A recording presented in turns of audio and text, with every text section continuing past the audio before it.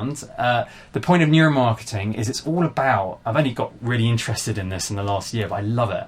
It's all about influencing people, getting them to get your ideas quickly. And the thing about this site I showed you before is it does use neuromarketing principles, but what I'll do is I'll just very quickly show you this diagram, which summarizes it in an instant, and I'll just briefly explain. If you hold it up a bit, there we go. What you can see there is it says, can the bad Vader ever sing? Or is it even sing? Ever sing? You got a picture of Darth Vader, and you got a picture of some notes, and it's quite an uncommon thing to put together. It's quite strong contrast there. You know, it's not something you're going to forget. The idea of a 1977 sci-fi villain singing is not really a common thing, so it anchors you in that idea. And the point about, is this okay if I put it here? You probably have to hold it up a bit. There you go. So basically, in a nutshell, without going too much into it, each of these letters stands for an important thing about neuromarketing. And the idea is that in order to convince the brain to do stuff, you need to get through to the old reptilian brain. Our brains are basically we actually have three brains, not just one brain. We've got like the new brain, which is the thinking brain, which makes rational decisions. We've got a kind of middle brain or limbic brain, which is our emotional feeling brain, and that feelings and gut feelings. And then what you have is this reptilian brain, because it still exists in reptiles, but that's the one that actually makes the decisions. And the way it makes those decisions is as a result of 6 stimuli. And these are the 6 stimuli.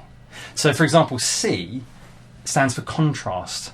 So whenever you have contrast, your brain takes notice, the decision maker. So, for example, it understands before or after. Or if I draw something, a little circle, that's fine, but how do you know that's like a small circle? It's only when I draw a big one next to it, the brain starts to understand that small against big, it contrasts. So give me an example of contrast with a film then. Okay, I think, do you know the film Eyes Wide Shut? Yeah. Well, eyes that are wide and then shut. You've got 2 ideas counterpointed together in the title. So your brain immediately takes notice. It's like, I don't get that. Oh, it's wide, eyes wide shut. Okay, it takes notice. So that's an example of contrast. You often see it with type, actually. You have like a really big type in a newspaper with a headline and then small type underneath.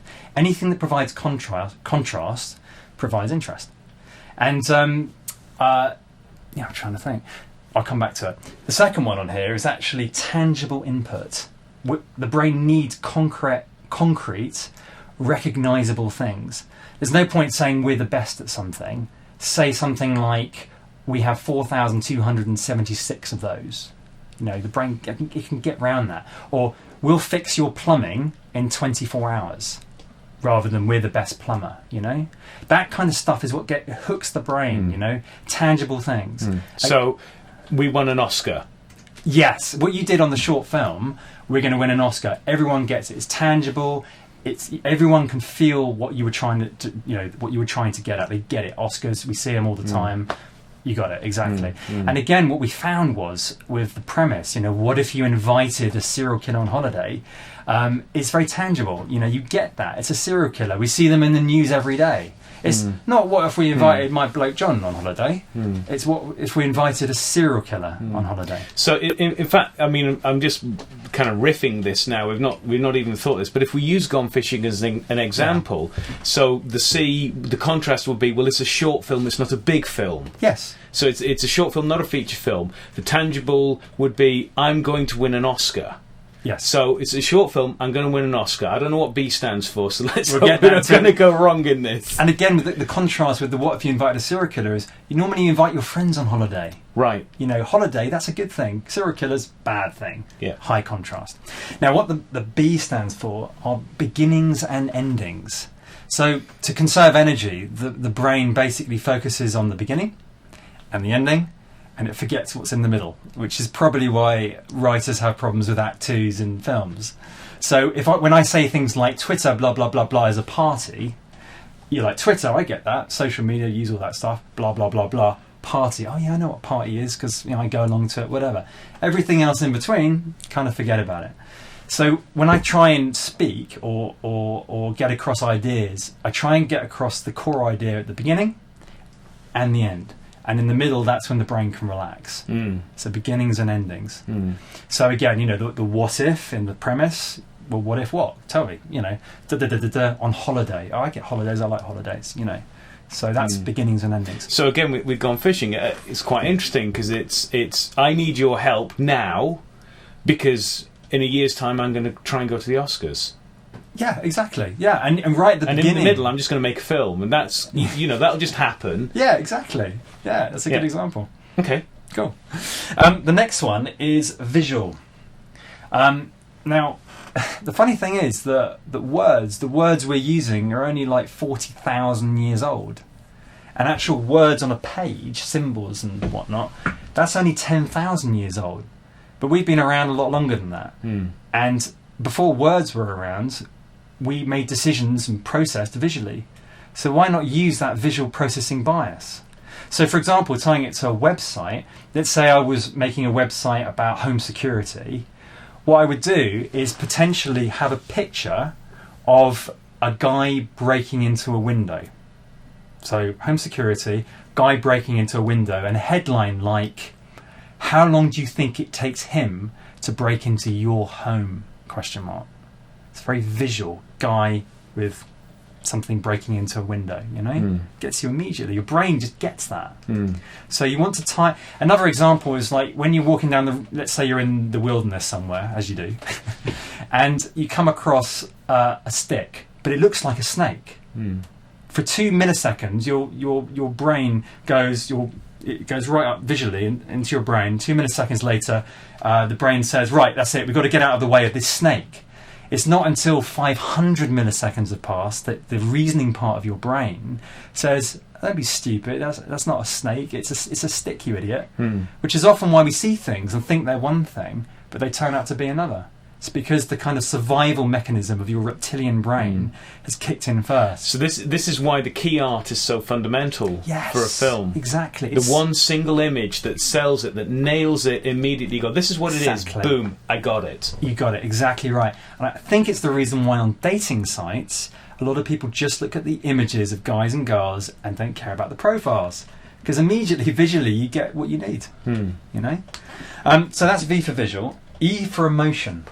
So we also react to stuff emotionally. So if we feel sadness or anger or pain, basically a whole cocktail of hormones floods our brains. There's the synapses between the neurons, and it makes us, it strengthens those connections. And so every time we have those feelings, whatever we're looking at is strengthened.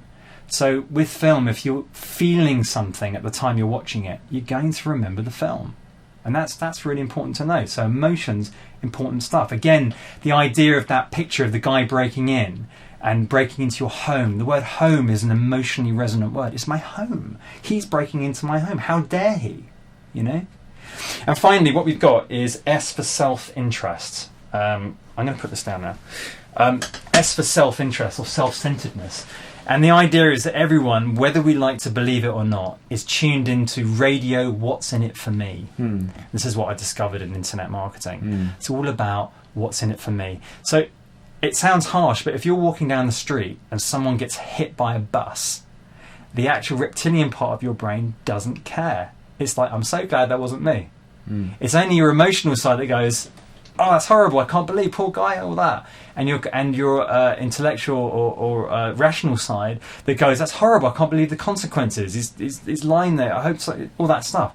But the reptilian part of your brain is like, thank God that was not me. You know, we're self-centered at the reptilian heart of the brain. It's not me that came up with this, by the way. It's a guy called, I'm not just randomly making this up. It's a guy called McLean, I think. He came up with this triune brain function. Right. But I use this for basically coming back to this idea of the website. Again, you can see the contrast of the big trailer with the little pictures and the background. It's very clear what's going on. And what if you invited a serial killer on holidays? It's a contrast everywhere. It's very tangible with regard to the comments, and each step of the way, I'm trying to build this neuro-marketing approach into what I'm doing, and this is how I think it's possible to get people to make decisions. And so a lot of the success I've got, I think, with the investors, when I show the trailer, when I share the idea, they get it. They're like, I would hate to be on holiday with a serial killer. I get that. It's a situation I do not want to be in. It's probably the reason film like Groundhog Day was successful. You know, what if you repeated the same day over and over again? I get that. That's emotional. That's visual. That's contrast. I get all that, you know. So when I try and come up with premises, this is the process I take them through.